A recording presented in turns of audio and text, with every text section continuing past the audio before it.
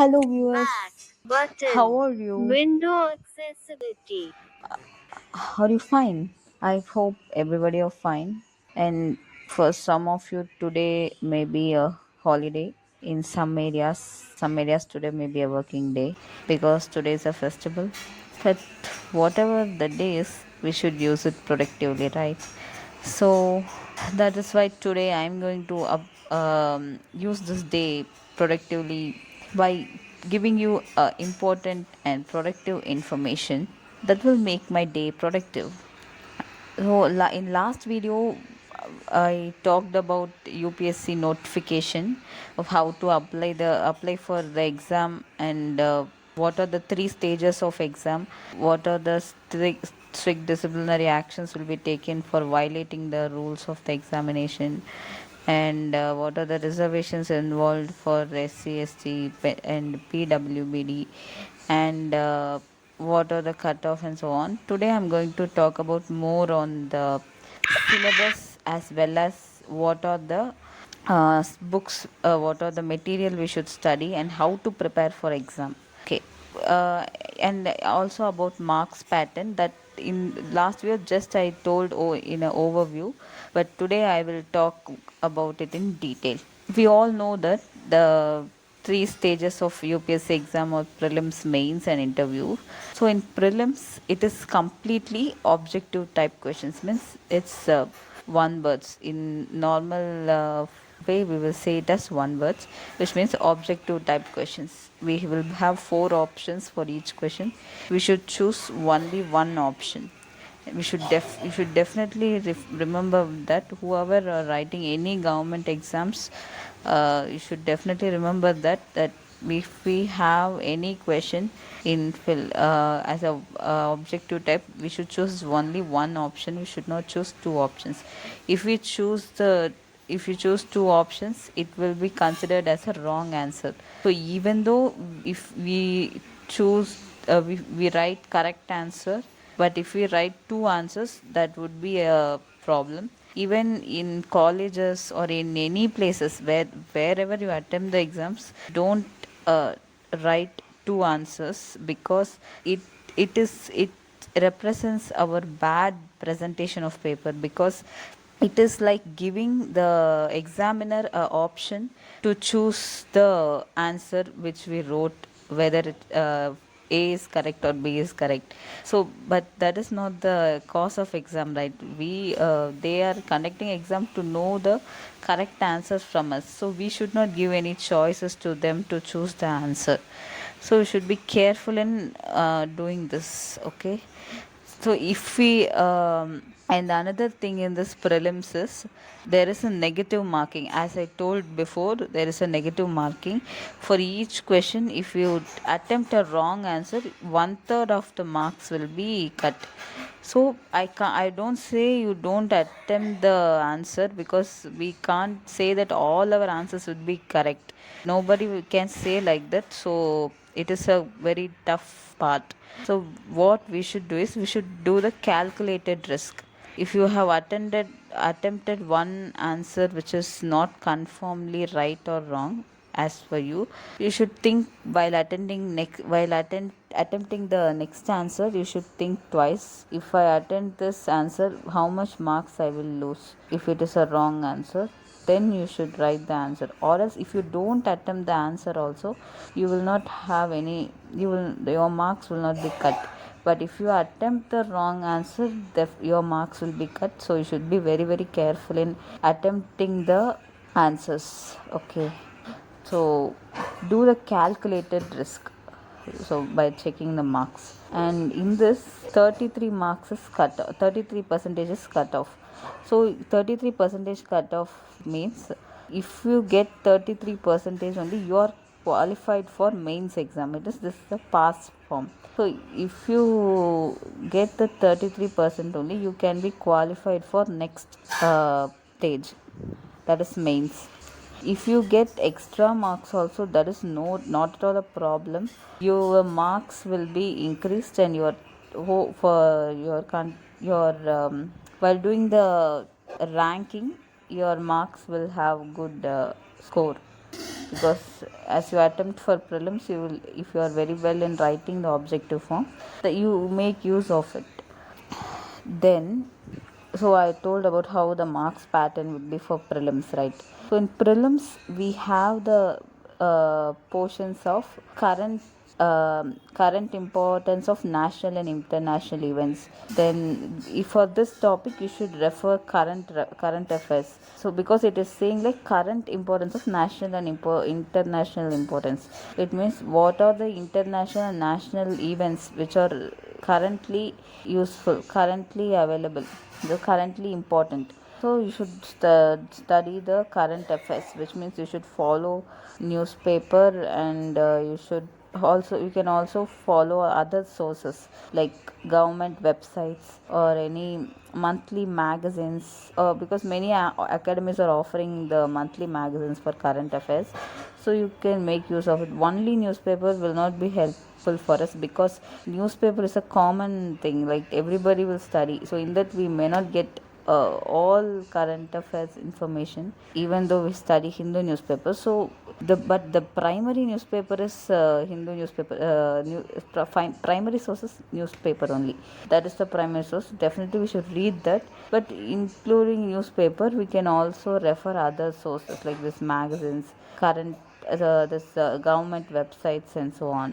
So magazines means in academy sometimes they will compile it, all the important incidents, and give it as a monthly magazine or yearly magazines, or in some academies they will frame the questions of the current affair events, and they will compile it as a magazine and give it. So you can refer any one source. You don't refer too many sources for current affairs, because that will confuse our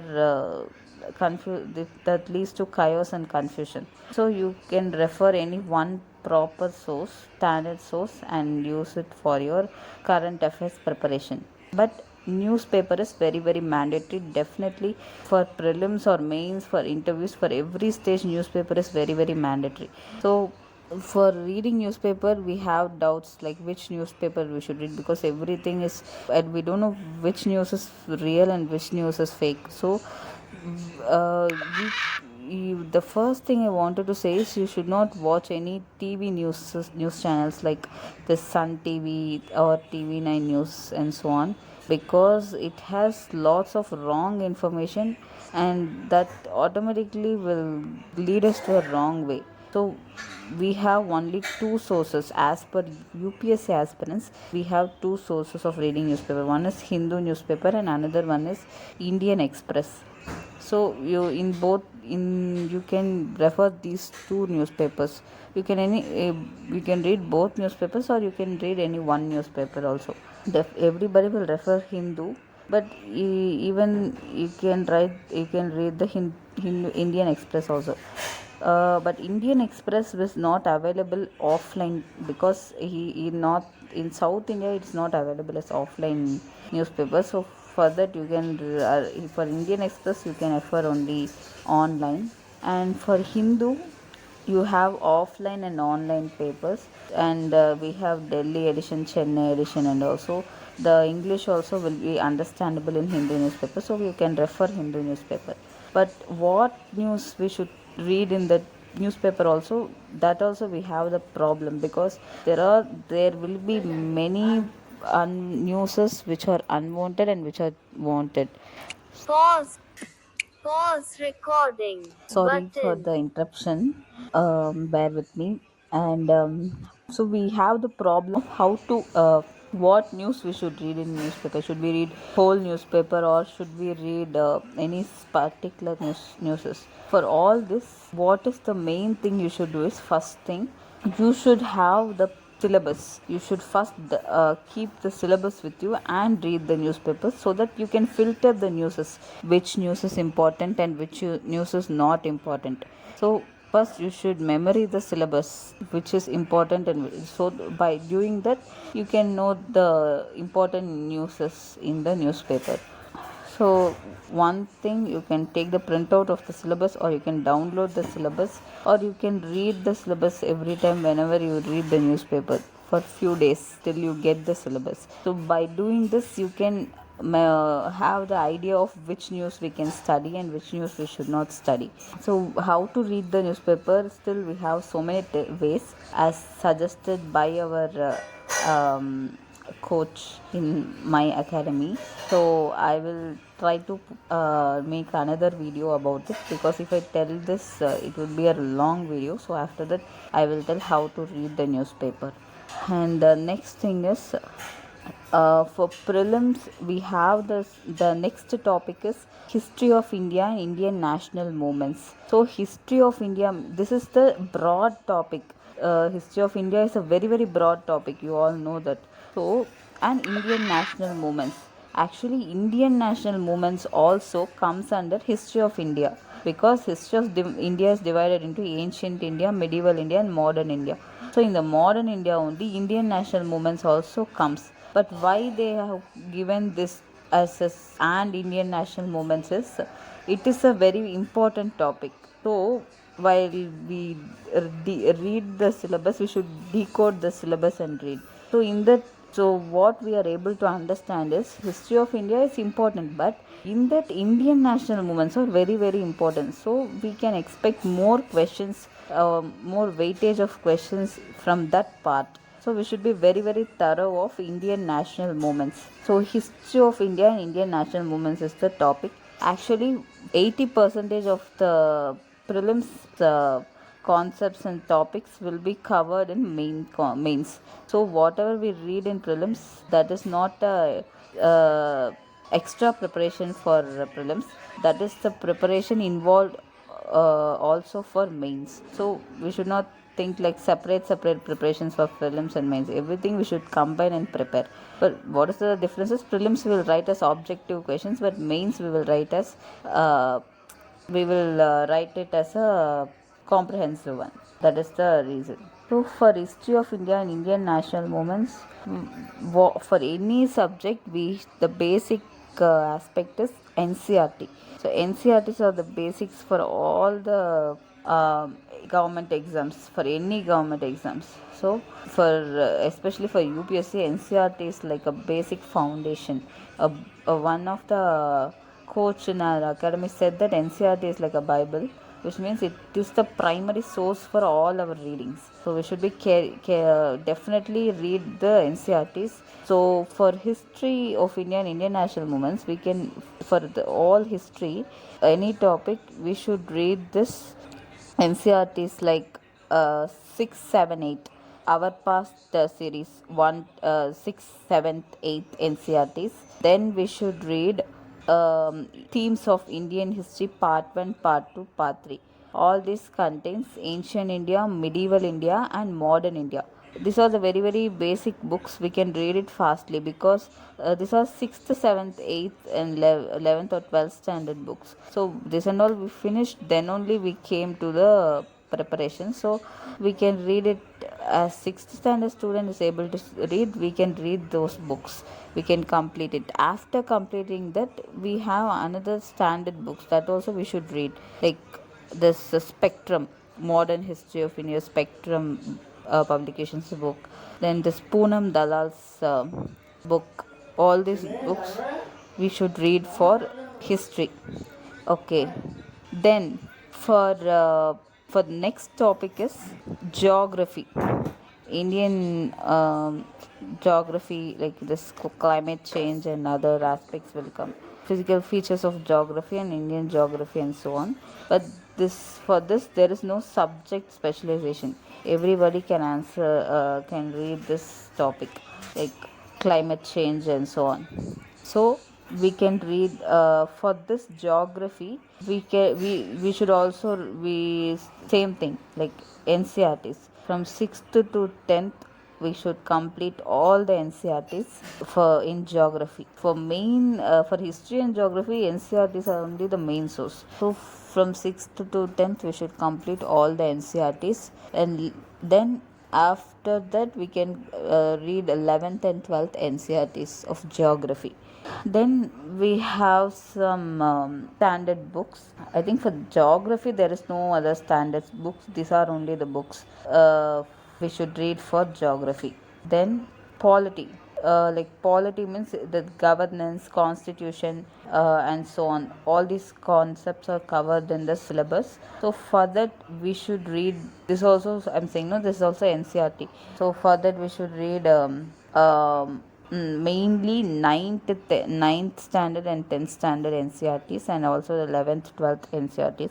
6th 7th 8th also, if needed we can read, or else no need, because it will contain very very basic information of how, what is the preamble of constitution, like definition of each term. That is also important, because for even in prelims they will ask this statements. So if they ask any definition as statement, we should know to uh, write the answer. So we should definitely there are very basics why we should read. Like that we should not have any thought of each and every information is very very important. If we read the basics only, we can read the advanced books which are referred below. So 6 7 the ninth 10th and 11th 12th NCRTs for polity is very very important.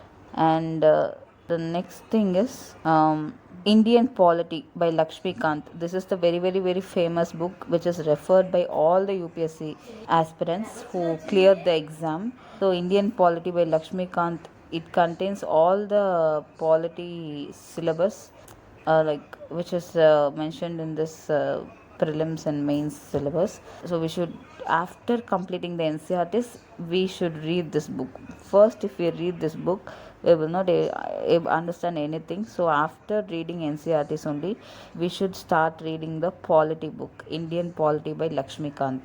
And the next thing is for international relations. So international relations normally, it all the subjects comes both for mains as well as the prelims. So for international relations we don't have any NCRT books or anything, but we can read.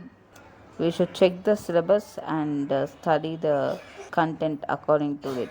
We can search the concepts in Google and study, or we can have the guidance of any academy and can make notes with the make notes of the classes and study the content for international relations. Even also for internal security, like it contains the topics like terrorism, insurgencies, and so on. For this also we can take any academic, take the guidance of the academy, and by attending the classes we can make the notes with it. And for this also we can Google and study the concepts. And the next thing is, now I am telling both prelims and combines. Till now what I told, I am telling both prelims and mains, because I told you, both for prelims there is no separate preparation. We should combine both prelims and mains and prepare for exam. So what are the concepts coming in prelims, they also comes in mains. So we should be very careful in that. Then the next thing is in after this topic we have world history. So world history, there is no need of studying all the incidents in world history. It has certain incidents in syllabus.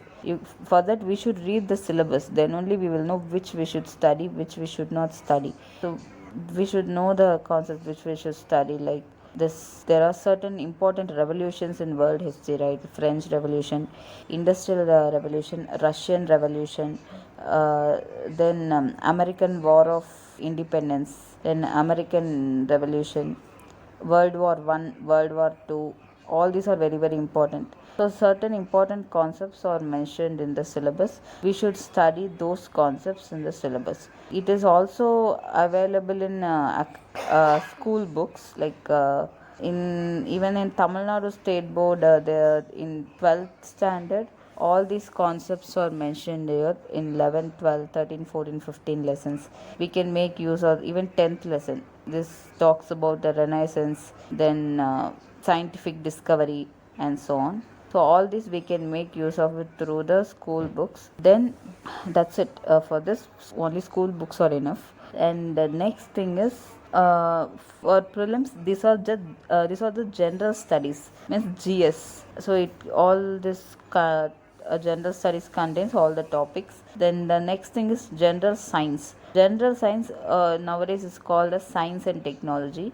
For this, we should read 6th to 10th books, science books, 6th to 10th science books, NCRT books. This we should read for general science. And then science and technology, it talks it we should refer the newspaper only, the current affairs, because for science and technology every time they will be updating different forms of technology, and they will have different kind of discoveries for each thing. So especially nowadays this AI intelligence was more given more importance. So we should be very much updated with these informations.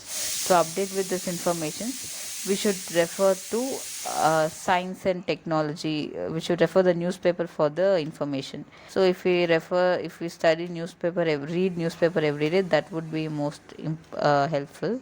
Next, after all of this, we have this is one paper of prelims, and the another paper is, now I told is prelims as well as the main syllabus also. I combined it and told it, because we can't explain mains and prelims separately.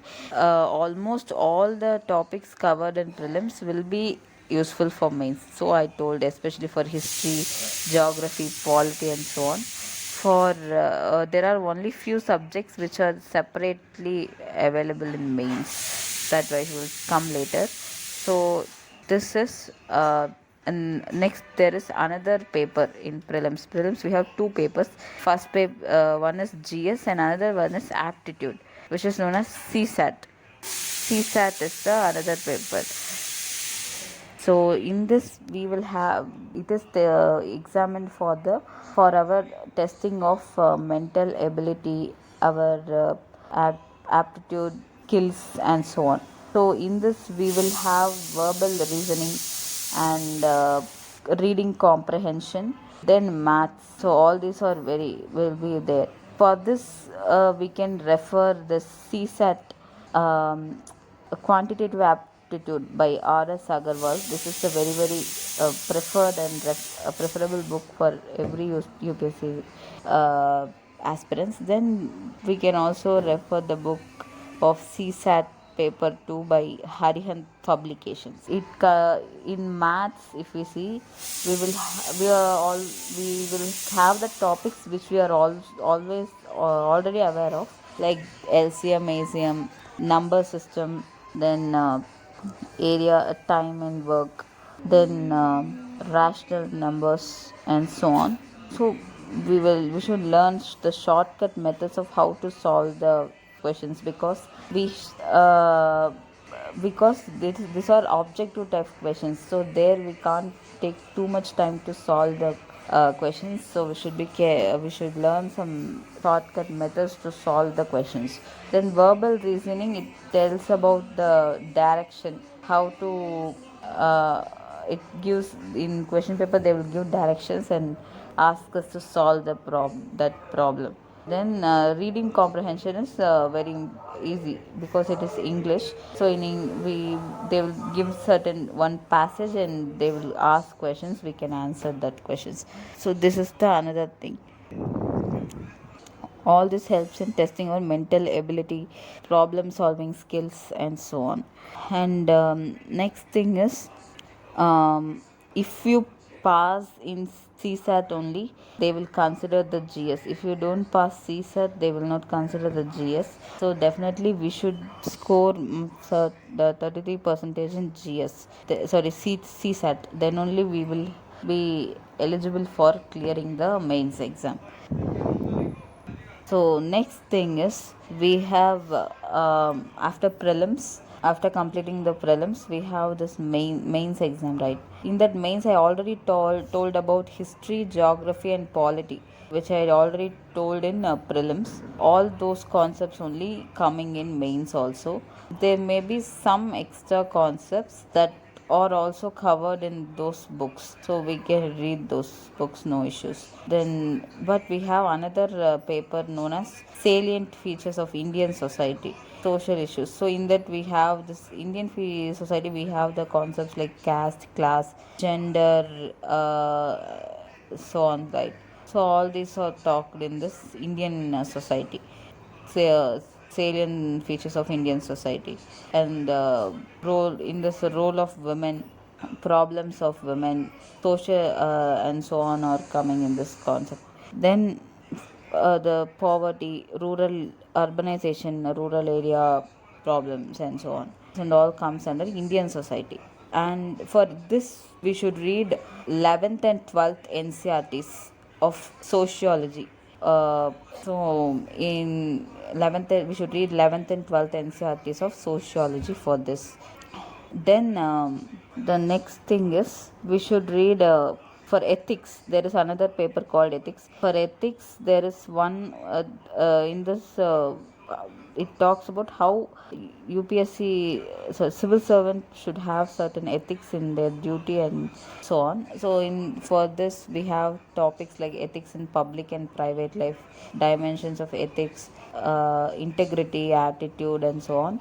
For this we can download the material from website like this only IAS website, or we can refer any only one book written by one IAS officer, so which talks about ethics. So in that we should have more case, we should study the definitions, and we should have more case study examples to write for the exam, so that will help us to elucidate, elaborate our answers. Then after we have one more topic known as economy, right? We left the economics very very important. So for economics, for both prelims or mains, we should read the books of NCRT, 9th, 10th, 11th, 12th NCRT books for economics, because it contains the clear topics of rural area development, then sectors of the economy, poverty, then unemployment, inflation, and so on. We are not going to study any theories in this, only we are studying going to study out Indian economy. So this very very easy to study for economics. So for that we should read this economics NCRT's basics first, then we can refer the standard book of Indian economy by Shankar Ganesh, or this Ramesh Pandey, so that those kind of authors books. Then after this, for in mains we will have Tamil and we will have language paper.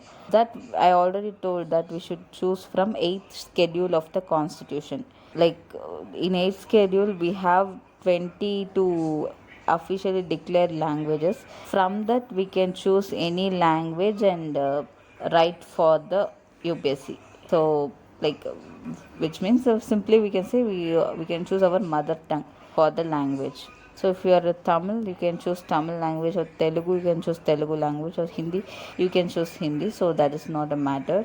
So based on that syllabus, we can write the we can prepare for that. For English, we have this basic things like grammar, comprehension, and so on. But as I said, this both these things are not considered for ranking, but we should get 25 percentage to clear this papers. So but we can be, this is easy only, we can just write the study for grammar and prepare for comprehension and so on. And next thing is essay paper is very important in mains. So in this we should write we will get uh, we have 250 marks for this question essay. So in this we will have two questions, we should answer for two questions. Like they will give one topic and ask us to elucidate the answer. So in this we should build up our essay. Like we should write the introduction, and we should write for and against of the particular discussion, and we should write the conclusion. We should be accept, but we should write this essay which should with contains the thoughts that are accepted by everybody. We should not write very controversy thoughts in this essay, but you can also add your own opinion also, but we should not be very controversial. For example, scientific development of AI is important in today's world. Elucidate your answer.